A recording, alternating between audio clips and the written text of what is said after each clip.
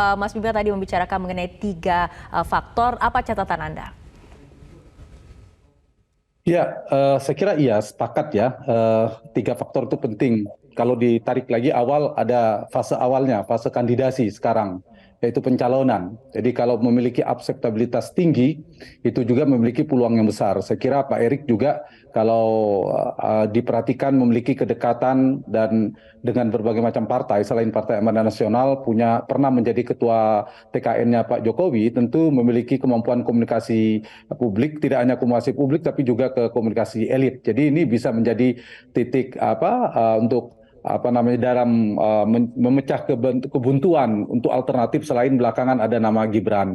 Yang kedua juga membantu dalam konteks pemenangan tadi, winning the election tadi sudah disampaikan oleh Mas Bima. Yang ketiga baru proyeksi pemerintahan dan proses pemerintahan tadi. Jadi kalau kita bicara hari ini relevansinya tinggal Pak Prabowo, Rara, sebagai capres yang kita bahas, karena Mas Ganjar dan Pak Anies, Mas Anies dan Mas Ganjar sudah punya wakil cawapresnya.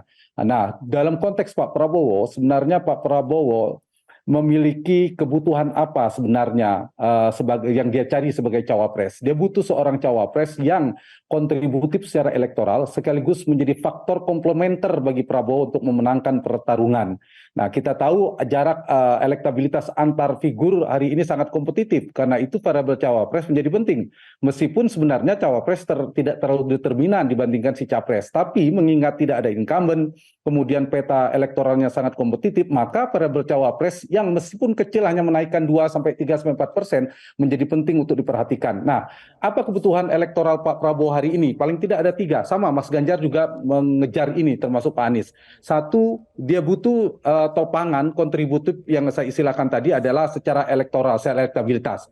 Butuh cawapres yang memiliki kekuatan elektabilitas. Nah, di sini titik ini kalau dari data poltreking, data indikator dan lembaga-lembaga survei lainnya, itu paling tidak tiga besarnya kan, satu Pak Erik, kedua Pak Sandiaga Uno, dan Pak Ridwan Kamil. Nah, yang tertinggal dalam konteks ini mungkin kalau Sandiaga Uno sulit untuk dikatakan berpasangan dengan Pak Prabowo lagi. Jadi tinggal dua kompetitornya kalau dari sisi papan atas elektabilitas itu, Pak Erick Thohir dan secara nasional ya Pak Erik dan Ridwan Kamil.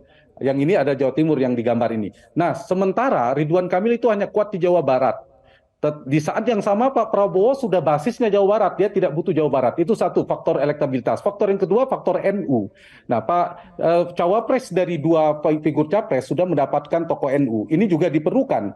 Ya saya kira kompetitornya Pak Erick Thohir adalah Bu Kofifa. Kalau dari survei Jawa Timur, kalau kita buka yang tertinggi kan ada 4 selain Muhaimin dan Mahfud, yaitu Bu Kofifa dan Pak Erick Thohir. Nah, Pak Erick Thohir juga punya kedekatan, elektabilitasnya relatif paling tinggi meskipun tidak terpaut jauh di Jawa Timur. Juga saya kira kompetitif untuk melengkapi Pak Prabowo. Yang ketiga yang dibutuhkan Prabowo adalah Jokowi effect, faktor Jokowi.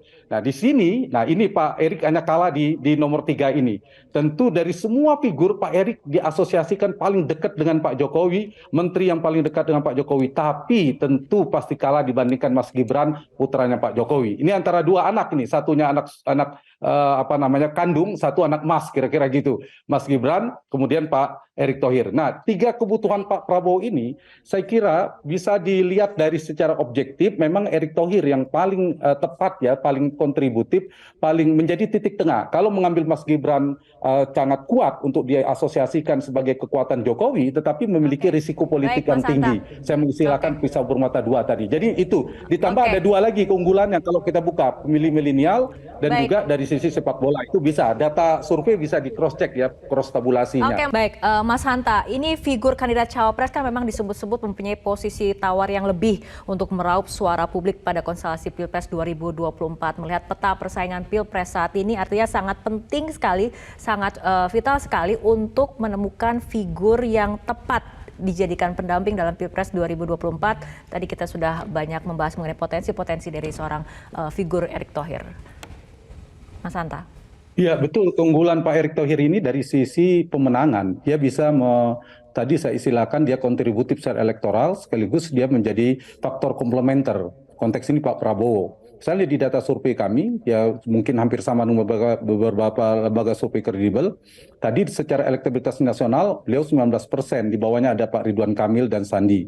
Kemudian dari pemilih NU itu, kalau di cross tabulasi pemilih nasional yang populasi NU yang merasa representasi dari bagian dari NU 51% itu sekitar 23%-nya ke Erick Thohir.